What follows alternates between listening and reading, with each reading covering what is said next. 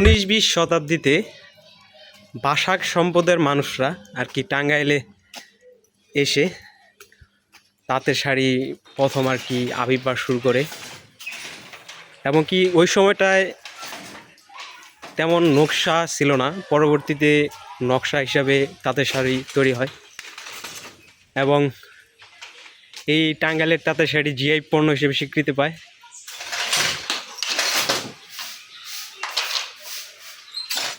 কষ্ট তো ভালোই করা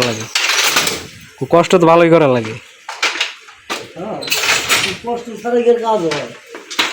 সারাদিন একটা বটে না 3 দিন করে লাগে একটা।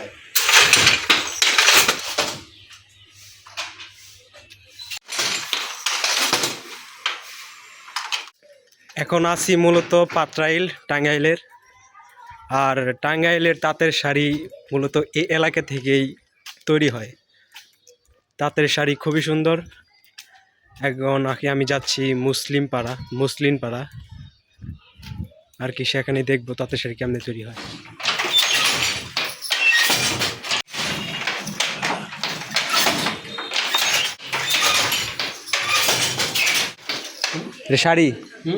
শাড়ি তৈরি হইতেছে।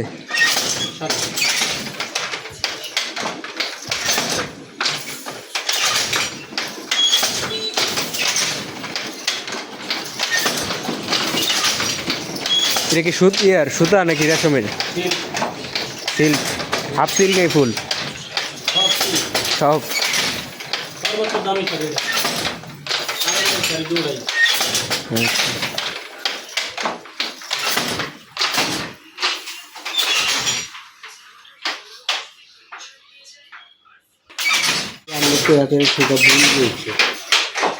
এদিকে তৈরি হয় না মুসলিম শাড়ি?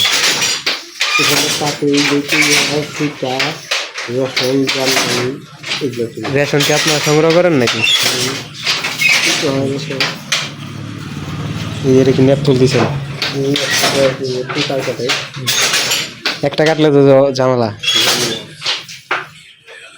এই যে ডিজাইনটা করেন, ডিজাইনটা কি আপনার হাতে করেন নাকি ওই এই সুতায়?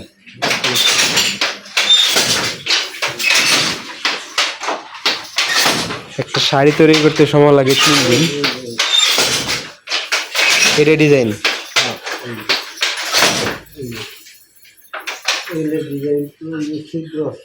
পুরো ডিজাইন। 7 কিলো দূর পাটরাইল এবং পাটরাইল শাড়ি তৈরির জন্য বিখ্যাত। এখানে শাড়ি তৈরি হয় রেশম সুতার। তাঁতের শাড়ির জন্য বিখ্যাত টাঙ্গাইল। টাঙ্গাইলের ঐতিহ্য, টাঙ্গাইলের গর্ব, টাঙ্গাইলের শাড়ি যে পরে সেই হয়ে যায় নারী। আমি সেই শাড়ি বুননো কেমনে শাড়ি তৈরি হয় সেটা দেখার জন্য আর কি গিয়েছিলাম। তবে তার অনেক কষ্ট করে শাড়ি তৈরি করে। একটা শাড়ি তৈরি করতে সময় লাগে 3 দিন এবং সেটা প্রসেসিং অনেক কষ্টের।